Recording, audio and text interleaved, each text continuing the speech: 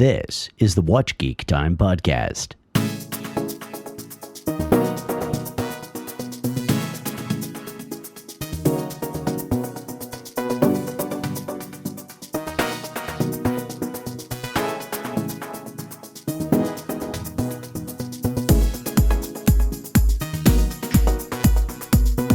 Thank you for tuning into Watch Geek Time. This is the WatchGeekTime.com podcast. It's a conversation about heritage, history, and why we're all so hooked on horology. So sit back, relax.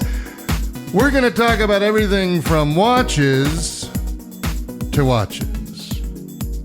The WatchGeekTime.com podcast is recorded live on Saturdays, Pacific Time, 2 p.m. to 3 p.m. We're also hosted live on Apple TV, and you can see us and hear us and look at all our wonderful pictures at WatchGeekTime.com. I am your host, Scott Goldman. As always, with me is... It's Jody. How are you, Scott? Jody, I'm doing great. How was your week, buddy? It's been great. Busy week, but it's been good. It has been a busy week. It was a busy weekend before a busy week. I know. It's always busy. Hey, Jody, tell me about this contraption you've brought. It's not a wristwatch, I'll tell you that. It's not. Now, this, I've had this, I think I got this back in 2004. Okay. It's been buried in boxes and stuff, but what it is... It's a clock, for starters. It's a clock, and it's based on a Da Vinci design. So it's a very, very old design. I mean, this is probably pretty much one of the first designs of a clock. You know, it's one of the earliest designs. It's just a quick description. It's got a single hand, so you can see the pictures of it at WatchGeekTime.com or Instagram, which is WatchGeekTime Pics, P-I-X. But of course, it's got a single hand. So right now, the single hand is just past the 2, which tells us it's probably about 5 minutes, 10 minutes past 2. Right.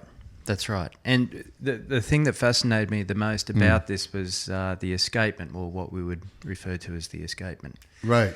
And, I mean, this one's wound up. You wind it in the back. It has a spring. And there's a single shaft that goes up and has this arm with a ball and chain hanging from it. Now that, under the tension of the spring, spins anti-clockwise. And there's 2 posts on either side of that. And what it does, the chain hits the rod and naturally swings around, hits the shaft, and then bounces back the other way. And then it releases the arm, it swings around to the other side and does the same thing. Now, to regulate the speed, to calibrate it, if you want the overall clock to slow down or to speed up, you either lengthen the chain, right, or you shorten the chain. You can also change the weight. That's true. That's at the end of the string for some other type of regulation, depending on maybe the climate that you're in. It's a very interesting. It looks almost like what might be referred to as a grasshopper escapement, the way it hops between the 2 poles and wraps itself around. Anyways, again, pictures of it at WatchGeekTime.com. Really cool. You're not wearing that on your wrist. No. I think we'd have trouble with that little ball and chain swinging around there. Maybe getting caught on your hair. I'm wearing my Maxi Marine, my Ulysses Nardin Maxi Marine, what with its yellow accents. You've got a big crush on that lately. You haven't taken it off your wrist. No, Every time I see you. I do love it, don't I? It is a nice piece. Yeah. Keeps great time. Great. It really is a sweet movement. And, you know, a friend of mine likes to feel the winding mechanism on the crown. It's really smooth. I haven't wound it yet. You have to. Yeah. I'll let you manhandle my Maxi Marine. That'd be great. I want to feel that ratchet in there. Yeah, I bet you do. All right, take it easy. Everybody calm down. All right, so before we get into today's watch brands, which will be Cartier, and one of my favorites, Arnold & Son, an independent brand. And what today's watch term, as we know from last week, is coaxial escapement. Great. We're going to talk about that? We're going to talk about that, which is interesting because we talked about a grasshopper escapement, which is a George Daniels. By the way, this Da Vinci clock, this escapement that you have going there is a John Harrison. He's the one that came up with the grasshopper. So that's really interesting that This is a replica of Da Vinci's clock, at any rate. Right. So, Yeah. so we're going to talk about Cartier. We're going to talk about Arnold and Son. We're going to talk about Coaxial escapements. But before we do that, we're going to do email. Jody, take it away. Yeah, let's check it out. So we've got Randy Knobloch writes and asks a very simple question. Mm-hmm.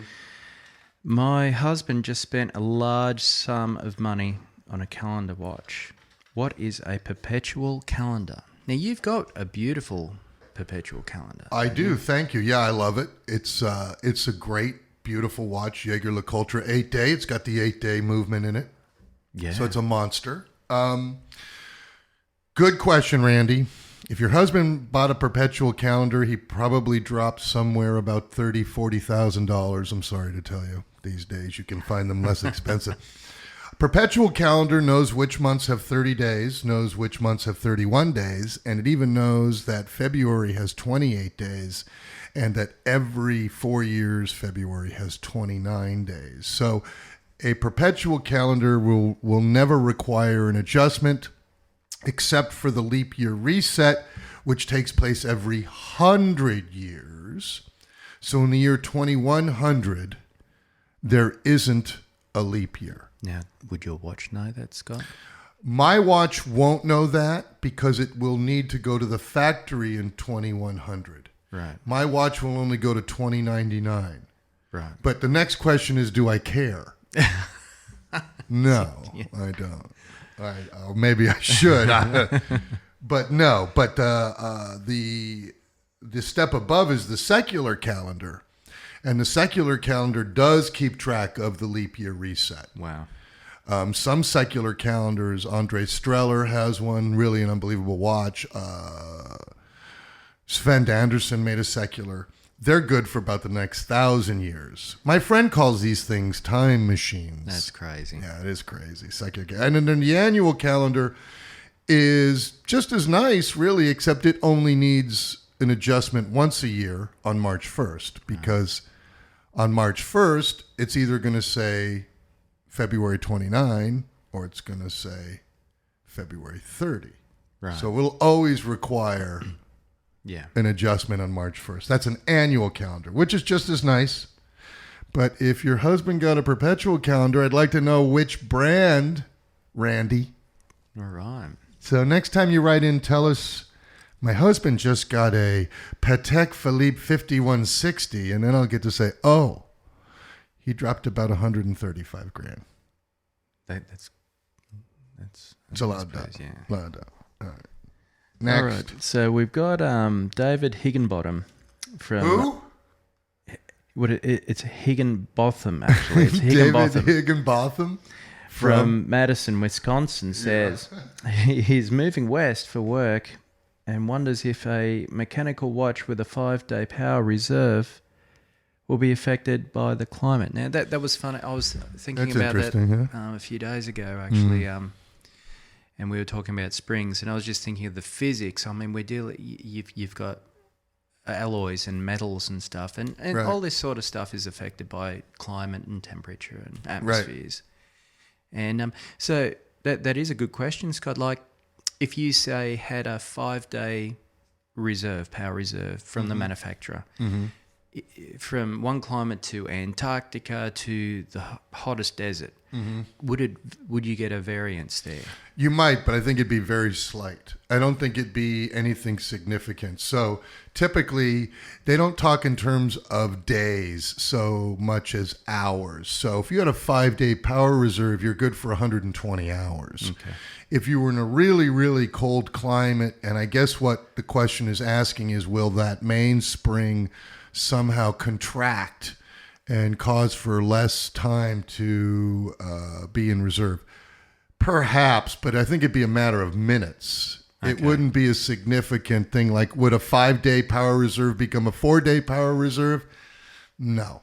And I remember a discussion you and I had a while back, and you were explaining how these engineers had worked and mixed alloys and metals together in these springs to accommodate for that variance. Well, they've done some amazing things too. If you look at an oscillator wheel, just the spokes have a different kind of alloy where the spokes connect to the wheel, Right. as opposed to the alloy of that metal towards the center of that wheel. So they've done all kinds of things to create isochronism, Right. so that no matter what, the watch is always having the same heartbeat, which in turn is always going to discharge the mainspring at the same rate. Right. So really what you are concerned about is when the climates change and when there's a lot of pressure, what effect does that have on the oscillator? Right. And again, it would be slight. And at 28,800 vibrations per hour, even the smallest variant will add up quickly. We agree. But at the same time, it's not going to be a significant loss in power reserve from temperature, because you don't get an increase in power reserve when you're in a warm climate and the spring somehow can expand. So, Right. Yeah. anyways, it's a good question, Yeah. David Higginbotham from Madison, Wisconsin. Very good. Well, getting to today's topics. By the way, if you have a question, you have a comment, or you want to just talk to us, send me an email, scott@watchgeektime.com. We always try to pick two of the most poignant. Sometimes we get a lot of the same questions we've had in the past, which we've answered on shows. So Yeah. that means it's time for a binge listen. Exactly. Okay. Yeah. So, again, thanks for your questions. Pictures of everything we talk about. For instance, we're going to talk about the coaxial escapement. I will have pictures of the varying alloys we just talked about. Jody's fancy Da Vinci clock. WatchGeekTime.com. Instagram, WatchGeekTime. Pix, Pix. And, of course, on the Twitter, @WatchGeekTime. So, two topics for today's discussion. Two brands, Cartier, one of the great jewelers of the world. They also make some pretty amazing timepieces. And one of my favorite independent brands, Arnold and Son. There's not as much about Arnold and Son I'm as I'd looking like. forward to those pieces. Were, You like those pictures? yeah. Yeah. Scott was showing me some of the their movements. It was just incredible. Well, we got to see them at Basel, and if you remember, they were some of the better pictures we got. Right. And unfortunately, the lighting in that building's just for, sorry, I'm going to say it, shit. Merde. It's just for merde. But what can you do? That's Basel Fair, and that's the way that Mesoplex is always going to be. It's tough to light. So I can see Jody's getting ready to put his hands on the board. So I'll just going to talk about real quick Cartier until he starts pushing on the pot. He's giving me the wink. The wink and the nudge. Cartier was actually founded in Paris in 1847 by Francois Cartier. It's actually Louis Francois.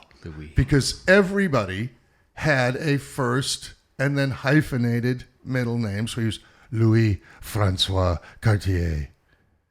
And he took over the workshop of his master, Louis Francois, also, who was the son of Alfred Cartier.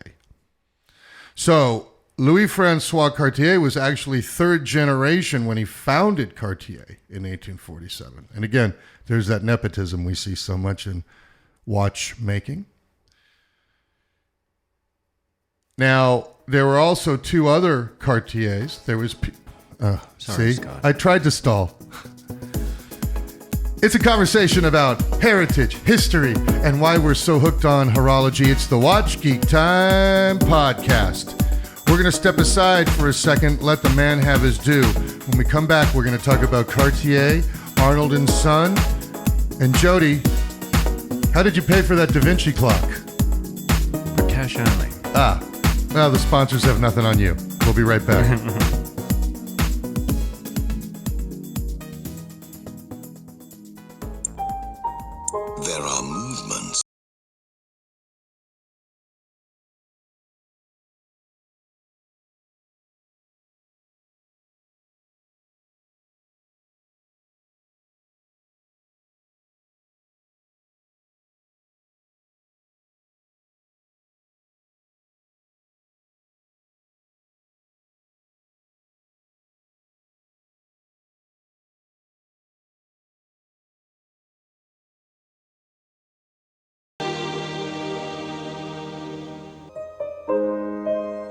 omega coaxial, the most perfect mechanical watch movement in the world. And now, here's the Watch Geek, Scott Goldman.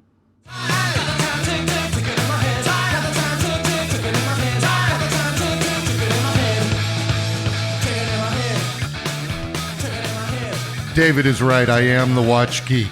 I am your host, Scott Goldman. This is the WatchGeekTime podcast, recorded live on Saturdays between 2 and 3 p.m. Pacific Time. Stream live at WatchGeekTime.com and on Apple TV. I'm your host, and with me as always is... It's Jody. Jody, before we went to break, we were talking about Cartier, so we'll pick up where we left off because there's a lot to talk about. It's a really highly storied brand, and again, we were talking about the nepotism, and it was really Pierre and Jacques Cartier who were responsible for making the brand name worldwide so famous. So in 1984, one of the watches that became synonymous with the name Cartier was the Santos, and the Santos was created because a friend of Louis Cartier, a pilot, a guy named Alberto Santos Dumont, did not like his pocket watch in the airplane. He said that it was not reliable and it was hard to read, et cetera, et cetera. That's right. Where would you put it? Well, I mean, how could you check it? I mean, it was, and if you were flying, he was concerned about other things. Right. You know, so he really wanted something on his wrist that he could look down at. And of course, this is how the Santos, and what was ultimately Cartier's first wristwatch, was born. So during this time, Louis had retained the responsibility for the Paris branch of Cartier, and he moved the factory to the Rue de la Paix in 1899. And he's also responsible for some of the company's most celebrated designs, which still exist and are sold today, such as the mystery clocks. Those are those clocks that have those dials that you can't see. They're transparent, but the hands are painted on them. Right. So it looks like the hands are floating. They're floating. They call that a mystery dial. And that's a total Cartier thing. I mean, it's so Cartier. He also came up with a lot of fashionable wristwatches that were considered exotic, with Oriental art painted on them. He also was one of the first guys to have cloisonné enamel painted dials, which they still do today. Now, you were telling me one time, Scott, we were talking about that, and you said they'll even use fly wings. I mean, they go to such detail. That is the true artistry in the painting of enamel. Keep in mind, enamel's like your tooth. Right. And it's almost got like this quality about it where it won't accept color, it won't accept pigment. Right. And the only way to get a black line thick, let's say for the X of 12 right. in a Roman numeral watch, you have to have a fly's wing that you can dip in ink and keep painting and painting and painting one line after another until you get the thickness that you want, because it's that edge of the fly's wing that will actually allow the paint to sit on the enamel. Right. And then they have to bake it. So the cloisonné enamel process is amazing. And if you look at some of the unbelievable works of art that Cartier puts into their watches, let alone their jewelry, right. but you look at some of their dial work, it's fantastic. Yeah. And again, you'll see some of the pictures of beautiful Cartier watches at WatchGeekTime.com and on Instagram, WatchGeekTime Pics. Get the social media pluggery.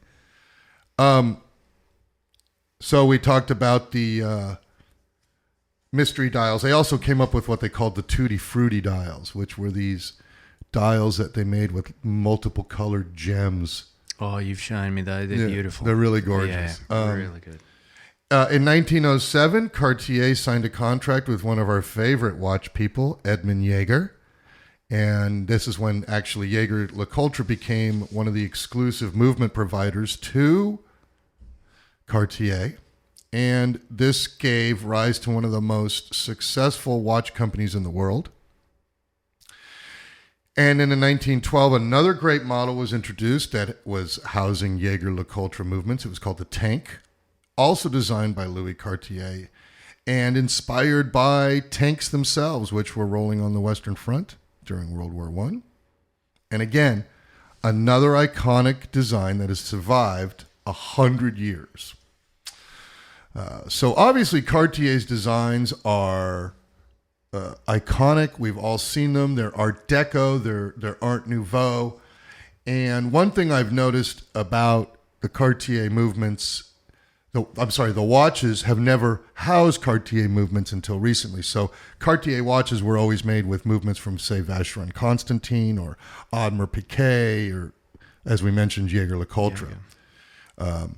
But then, towards the 1930s, Cartier actually did start to make their own movements. So all this industrial stuff that we've seen always seems to lead to a great renaissance within a manufacturer themselves. So they started making their own movements, and they've been known now as a manufacture for many years. And if you look back at the time of the industrial age and the roaring 20s, this is when this brand really established itself. It had a unique place in New York City on Fifth Avenue, and it really became the brand of very wealthy and well-to-do folk. And you think about the name Cartier, Jody. It's synonymous with wealth. So,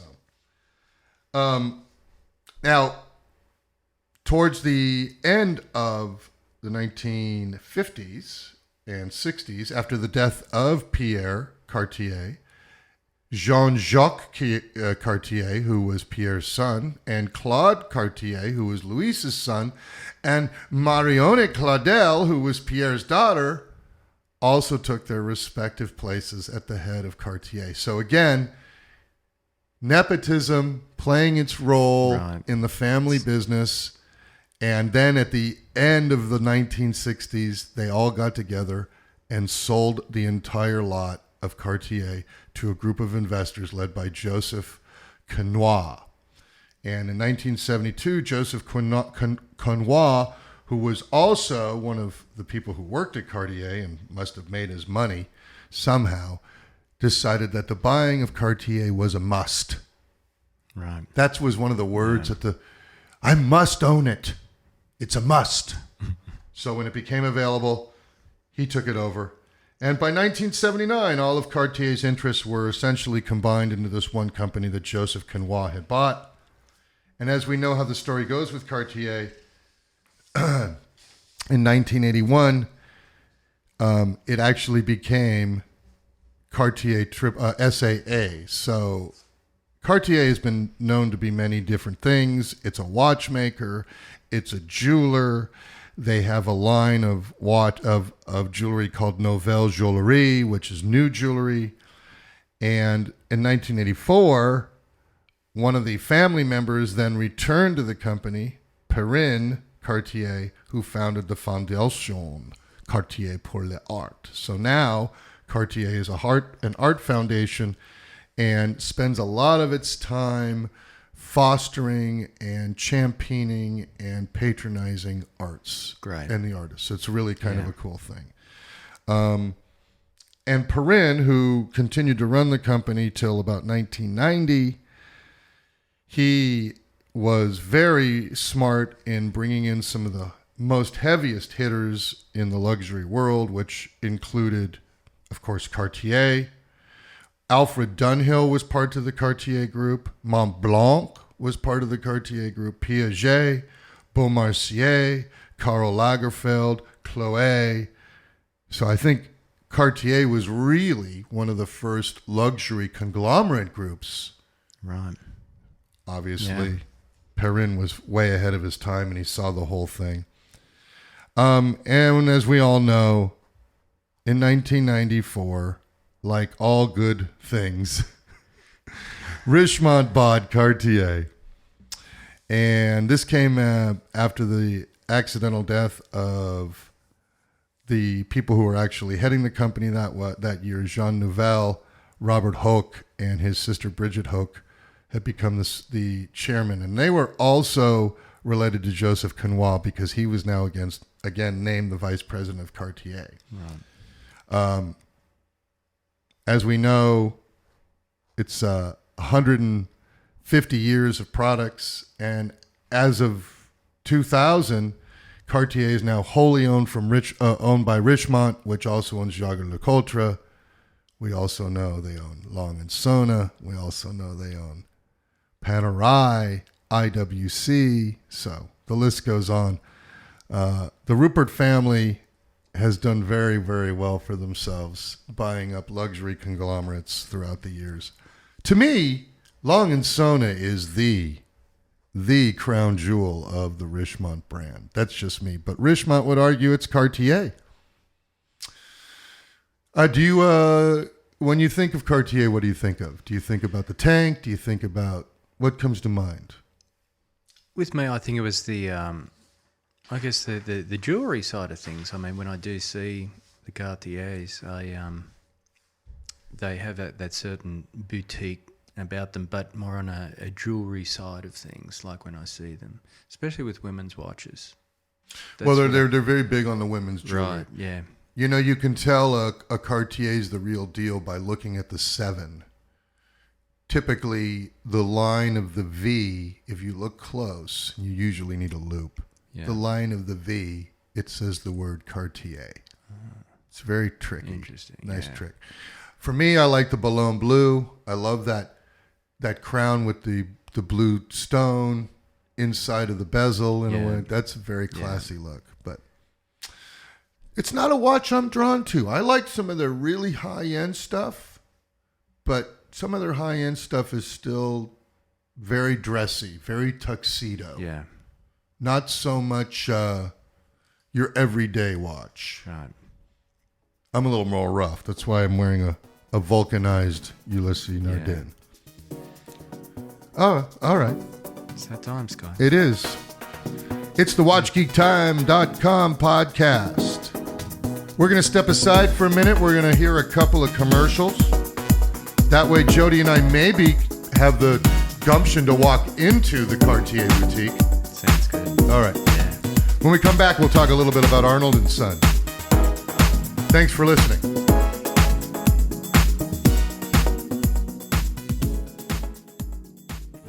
When you wrestle a gorilla, you don't stop when you're tired.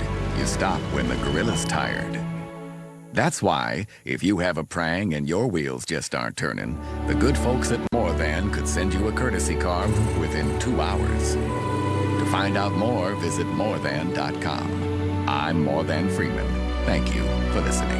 Excludes Northern Ireland. Offer may be withdrawn at any time. Terms and conditions apply. Comprehensive cover only using our recommended repairers. There is a watchmaking standard that is revered around the world. That standard comes from Rolex.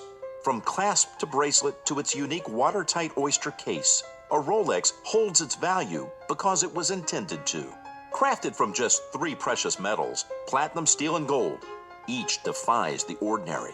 Its steel, 904L, virtually indestructible and corrosion resistant, is incomparable. Its patented Ever Rose Gold, created in an exclusive foundry, will remain beautiful for life. Inside, a genuine Rolex movement is a product of superiority and remarkable testing. It is unrivaled. At Rolex, flawless standards create more than a watch. They create a value that was meant to endure. For a complete selection of Rolex timepieces, visit your official Rolex jeweler. Available at Lux, Bond, and Green Jewelers, Westport, Greenwich, and other locations throughout Connecticut and Massachusetts, where every box has a story. This is the Watch Geek Time podcast.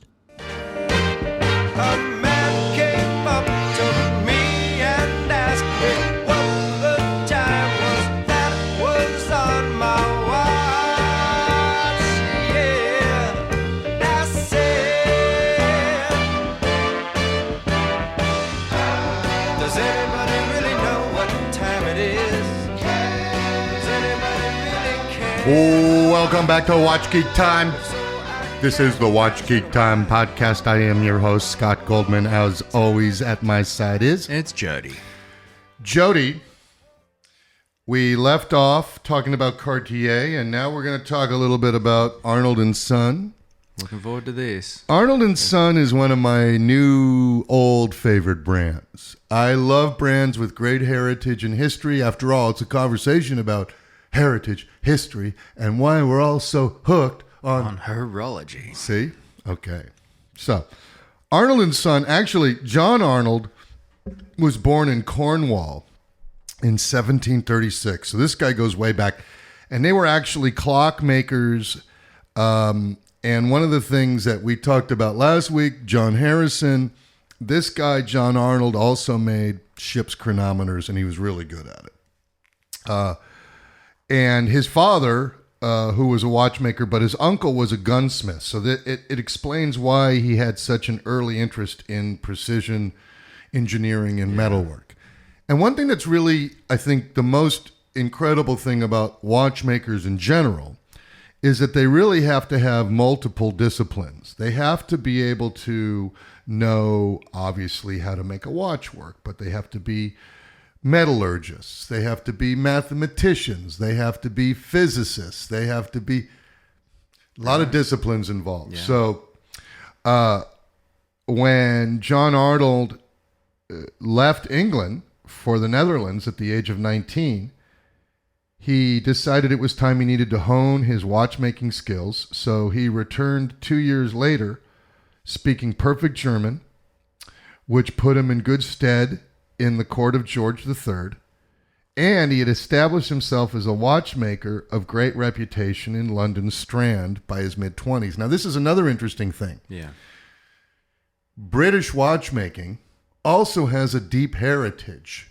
Peter Speak Marin is British, but the guy we're going to talk about with the coaxial escapement, George Daniels, is British. Right. One of the great independent watchmakers, Roger Smith, is British. John Harrison was British. Right. So while the Italians really argue they came up with the first clock, like Galileo claims he figured out how to make a pendulum, the first accurate clock, I should say, there's some Brits who would argue. Yeah. Okay? So after John Arnold presented the smallest repeating watch ever made to King George III, so he had a chiming watch that was about, picture about the size of a $50. Wow. Very small. Yeah. He rapidly acquired very wealthy clientele, and he was one of the most inventive watchmakers of his day and held many patents. One for the detente escapement, which is Arnold & Son. Yeah. And that's why that Arnold & Son pyramid watch I showed you has a deadbeat second, because it's got a detente escapement. Thank you. And he's also did the bimetallic balance, again talking about multiple alloys in a balance wheel, bimetallic. He also did the helical balance spring. Now, it's something I don't think he got to really understand, but that's what you see Jaeger-LeCoultre using in their Sphera tourbillon. Yeah. Looks like the AT&T logo. Yeah. And Arnold's number 36, and it's a very famous clock. It's the very first British timepiece to be called a chronometer. And the word chronometer was reserved for really accurate clocks. So he produced the first, quote, chronometer. Yeah. He was a badass. So what's really interesting is that his watches today are all considered, well, not John Arnold's, but the company's, what the company manufactures, every single piece is a chronometer. Yeah. Unbelievable timekeeping sensitivity. Arnold also played a central role in the events of his day, while other watchmakers were trying to figure out just how many stars were in the sky. He was addressing the problem about longitude. So again, he was a lot like Harrison. He was just a little bit behind. He also won several grants like Harrison and awards, which were offered by the British Parliament. He enjoyed a lot of respect in his profession, and he was a close friend of none other than Abraham Louis Breguet. There you go. They were pals. Yeah. They exchanged a lot of ideas, and they entrusted their sons to each other as apprentices. So it's really a neat story how John Arnold's son apprenticed with Abraham Louis Breguet, and Abraham Louis Breguet's son apprenticed with John Arnold's son. So very, very cool bit of history there for the good fortune of these two guys. So the story of Arnold and Son, it's certainly a story worth telling. I'm always interested in watch brands that have a deep heritage and a deep history. I like the fact that the people who own the brand now are true to the brand. Yeah. The lead watchmaker, I understand, is a retired lawyer who just didn't want to practice law, and his only dream was to make watches. Right. He's a genius, by the way. Anyways, I think that assures the Arnold and Son company a place in watchmaking history. And one thing I think that's really important about the story is how the brand assisted in the colonization of India, the way Napoleon Bonaparte clutched his Arnold and Son watch. And it even affects us today because one of the most famous movie stars in the world, Dwayne "The Rock" Johnson, he's their brand ambassador. You know, it's funny. You got to have a lot of, I think, knowledge about the watch industry to stumble on an Arnold and Son. Right. Or somebody has to tell you about it. These independent brands really are right under the radar. Yeah. As you've seen. Oh, you were showing me the site, and I mean, for the listeners, it's well worth checking out. There's some absolutely amazing timepieces on there. Very nice pieces. It was great. That dark one's funny that you can't tell what time it is. Right. For $135,000. Right. I suppose, as I mentioned, if you've got $135,000 to spend on a watch, you probably don't give two craps about what time it is anyways, whether you can see it or not. As Jody says, I encourage you to look at the brand, arnoldandson.com. Great history, great heritage, beautiful timepieces, and a large range of timepieces, actually, which I find to be surprising for a smaller brand. And pretty well priced. Pretty well priced, I must say. So, with that in mind, we're going to jump ahead to our term of the week, which is coaxial escapement. And, you know, we were just mentioning George Daniels just a second ago. In the vein of independent watchmakers, you really have to look to George Daniels. He's really the grandfather of the independent watch movement. And it was always his goal to come up with something incredible. And it was his thought, if you're going to go into independent watchmaking and you're going to try to do something different that the tradition hasn't seen in 300 years, you better aim pretty high. Yeah. So by setting the Swiss lever escapement aside and coming up with the coaxial escapement, it's a pretty big feat. It's Breguet-like. Yeah. It's Perrellet-like. And there's only a few of these guys that come around every so often. Right. So after the break, we're not going to talk just about the coaxial escapement. We're actually going to talk a little bit about George Daniels for just a few minutes because he's so much more than just the coaxial escapement, which, by the way, is in your Omega that you wore last week. Yeah. It's in my Omega. The coaxial escapement is in every single Omega made now. Right. So that, in and of itself, is pretty astounding. Well, we know what the music means. That means Jody is taking us to commercial. It's the WatchGeekTime.com podcast. It's a conversation about heritage, history, and why we're so hooked on horology. We're going to step aside for about 60 seconds, and when we come back, we're going to talk about George Daniels and the coaxial escapement. Thanks for sticking around.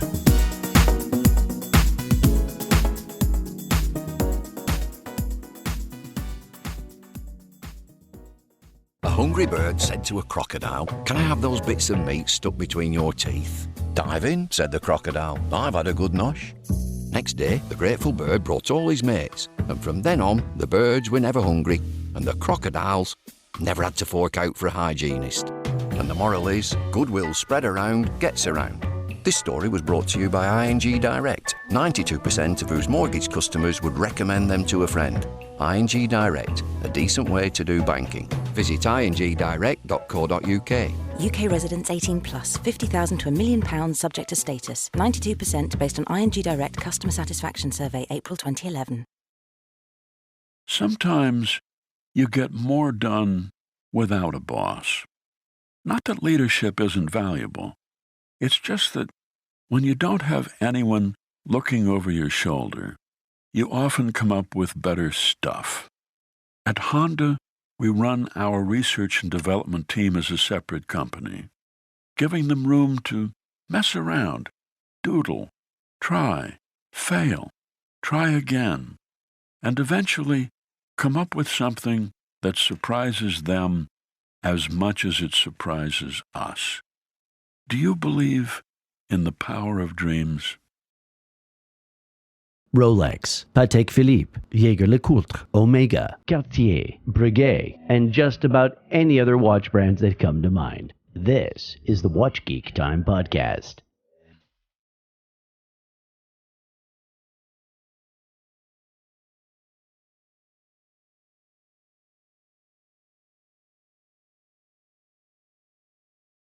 Well, the man is right. It is Watch Geek Time, and this is the WatchGeekTime.com podcast. Jody, Yeah. what's your name and who's your daddy? Who's my name? Is he rich like me? No. Okay. He's not. All right, when we went away, we were getting ready to talk about coaxial escapement. Now, it was invented by our good buddy, Mr. Daniels? Mr. Daniels, George Daniels, one of the greatest of all time. Patented in 1980. He actually invented it in 1974. He patented it, and he perfected it and patented it in 1980. And it was a modification of the lever escapement. So if you think about it, the coaxial escapement is like four fingers that kind of rotate back and forth like this. It sort of rakes past. It kind of rakes past. It's a good way to think of it. It kind of goes, it kind of sweeps back and forth. And it's one of the most significant horological advancements since the invention of the lever escapement. Now, it's almost like a lever escapement and a detente escapement in one. That's what's really neat. So it actually works on a system of 3 pallets, and it separates the locking function from the impulse. So you don't get that sliding friction, that sliding friction that is created by a lever escapement. And because the coaxial escapement escapes, like you said, or a sweeping or a raking, you don't need the lubrication, and therefore you don't need to service the watch as often, and it keeps better time. There you go. And there's the coaxial, and the cool part about it, as we were mentioning before the break, every single Omega watch has a coaxial. Yeah. It's quite astounding. And it took them a lot of money to change over their whole operation to do it. So they actually started doing it in the year 2000. They introduced it en masse about 3 or 4 years ago, and now every single watch that comes out of the Omega factory has a coaxial escapement beating at 4 hertz.